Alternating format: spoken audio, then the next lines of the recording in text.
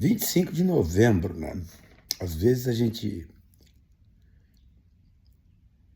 pega algumas coisas e dá uns insights assim, né? Vou falar sobre esse negócio, narrativa. Narrativa é uma das grandes capacidades humanas, né? Narrativa. Pega a literatura russa, a literatura brasileira, que é maravilhosa, né? Literatura francesa, a literatura americana, né? A literatura americana tem coisas assim interessantíssimas, interessantíssimas. A literatura em língua espanhola, uma sonoridade toda particular, narrativas. A literatura, ela se constrói por narrativas. A narrativa do poeta é diferente da narrativa do romancista, né? Que é diferente da narrativa do historiador. E que passou a ser diferente nos tempos atuais de todos aqueles que têm bunda.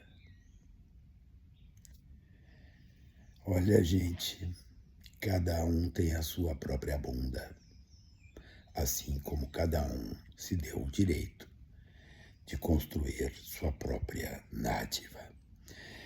Do ponto de vista da literatura, do mundo da ficção, por exemplo, a criação humana coordena, organiza, estrutura, vai lá no futuro, vai lá no passado, vai onde a alma humana está, organiza o pensamento, cria fatos, cria situações.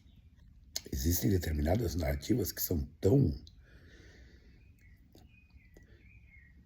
potentes que são capazes, sim, de criar realidade, né? Vejam o tema mais clássico de todos, que é aquela questão da invasão da Terra, lá na década de 30, criada por Orson Welles, e que botou uma novela no ar. Muita gente achou que a Terra estava sendo invadida por extraterrestres. Não, aquilo era uma narrativa potente, que dialogava com as pessoas, com o sentimento das pessoas. Hoje em dia, a partir da opinião de cada um, se faz uma narrativa. Antigamente, a narrativa, ela vinha ao mundo a partir de certas mediações. Tu precisava passar por um rádio, depois por uma televisão, sempre se precisou passar por um editor, quando se tratava de um livro. Hoje em dia, essa maquininha que a gente tem aqui na frente nos permite estruturar narrativas e divulgá-las de forma instantânea, sem mediações. As mediações, elas são importantes, porque as mediações, elas conseguem, em alguma medida, dar uma ancorada no que eu posso chamar assim de vida real. O que é a vida real? É a vida factual.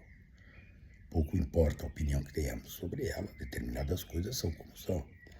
Se tu olhares para uma vaca, a vaca é vaca. Não adianta tu dizer que a vaca é um cavalo, que ela continuará sendo vaca. Ou, como diria o grande poeta no final da sua obra, né, o grande Shakespeare,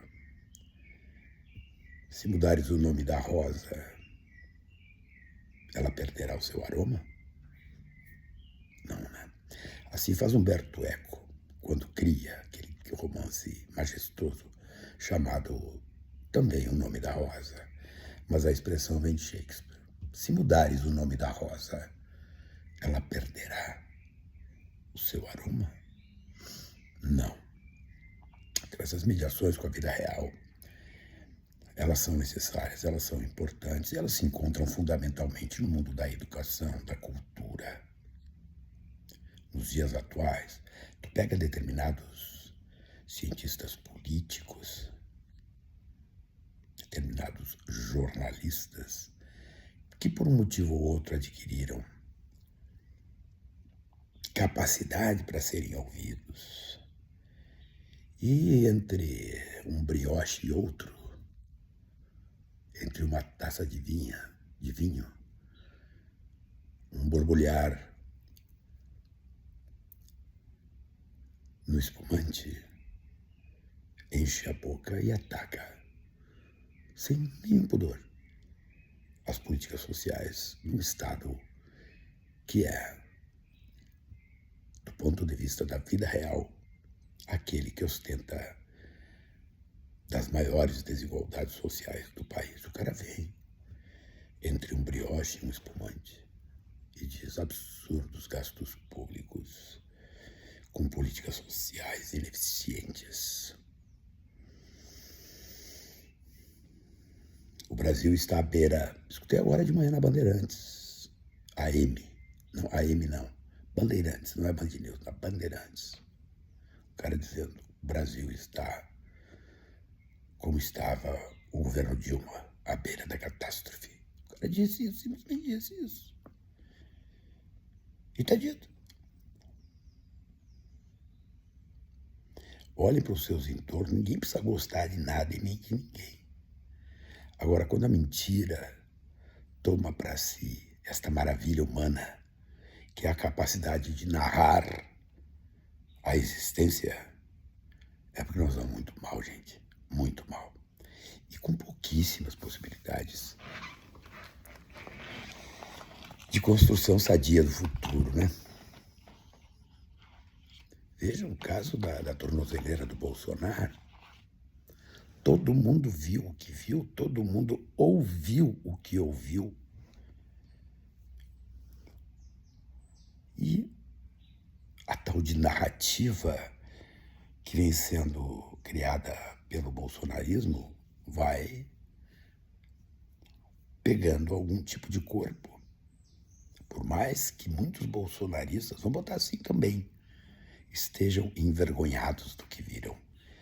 Um ser com aquela estrutura molecular, que eu posso dizer que é um invertebrado, porque caráter naquele corpo não tem, consegue ainda cativar pessoas. A partir de quê? De uma narrativa, de uma organização factual que se estrutura